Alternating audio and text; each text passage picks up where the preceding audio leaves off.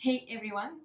After my previous video where I went into detail on the difference between Bakasana, the crow pose, and Bakasana, the crane pose, I have received a few requests to create a Bakasana tutorial as well. So that's what we are going to be doing here. If you are more interested in performing Bakasana, the tutorial is already in my previous video, so please go and watch that one, and you're always welcome to come back and join us later. But without further ado, we're going to get into a little bit more the difference between these two poses and how to perform Bakasana, the crow pose. It's starting to become something like a riddle. So, for the main difference between Bakasana and Bakasana, I believe the most visible one is probably the elbows, whether the elbows are bent or straight. However, they cannot really be used reliably to differentiate between these two poses because while Bakasana can only be performed with bent elbows, Bakasana, the crane pose, can actually be performed with straight arms if you have worked your way into what is said to be the full expression of the pose, or with bent arms if you are at an earlier stage where you are working towards building that strength to strengthen the arms. Now, if you have your elbows bent and are working towards strengthening your arms, that does not turn your Bakasana into a Bakasana. Why? Because the difference is not only in whether the arms are straight or bent, but in the positioning of the legs and the knees. So whereas in Bakasana, your legs would be kind of hugging in the arms, notice my knee is sticking above my arm, hugging there, and the elbows are kind of splaying to the side, creating a shelf for the legs. In Bakasana, whether your arms are straight or bent, the knee comes on the back of the arm. The positioning may be a little bit different depending on the person. Everybody has a different sweet spot that works for them. But the knee will be on the back of the arm, on the triceps, maybe a little bit above the elbow here. So whether your arms are straight or bent, this will be Bakasana, crane pose, and this will be Bakasana, your crow pose. They are very different, and again, as always, one is not better than the other. Now, I do not like to categorize poses based on difficulty, so I wouldn't like to say that Bakasana is more difficult or more advanced than Bakasana, because a person is not a better yogi or whatever for being able to do Bakasana over Bakasana. That's not the case at all. However, Bakasana is indeed a little bit less accessible than Bakasana. And this is simply because you don't have the shelf of the arms anymore to support your legs. You will be using the arms merely as a resistance to engage your core and pull yourself up from the core. I think if you try both, you will kind of come to understand that there are different dynamics at work. So while in both cases, of course, you want to be actively pushing the mat, in Bakasana, you have the elbows splayed slightly to the side so that the knees, the legs, can come on top. You have a shelf to work with. Whereas in Bakasana, that shelf disappears. The knees come behind the arms, and you're simply working with the arms for resistance to lift yourself from the core. This is where you're lifting from.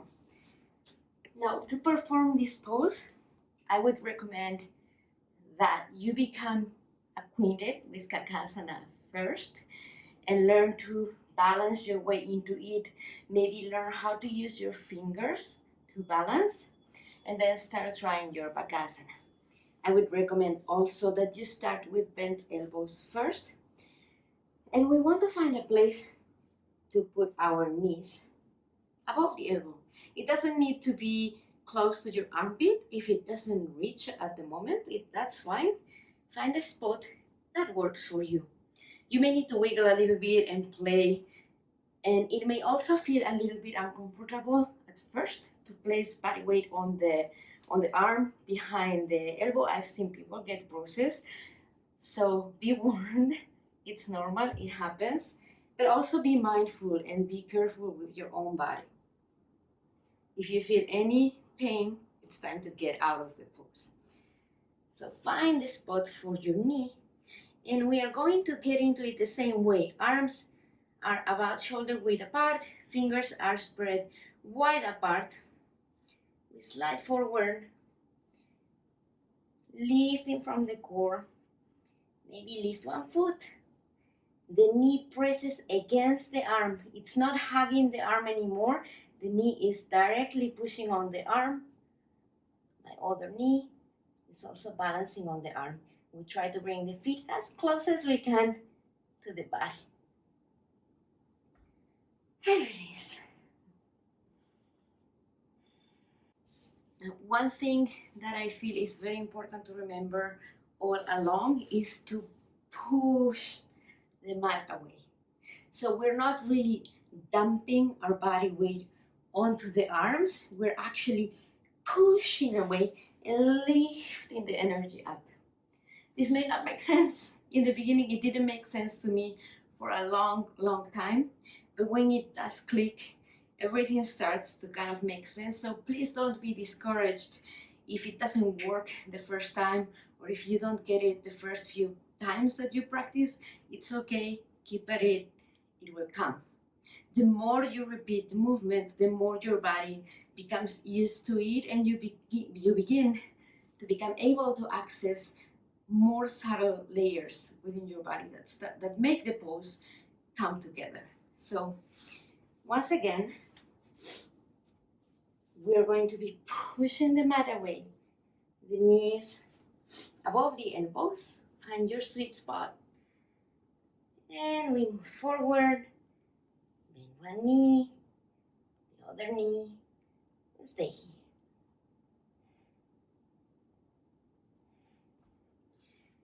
When you become able to hold this shape of the pose, you may want to try with bringing the knees a little higher, a little closer to the armpits.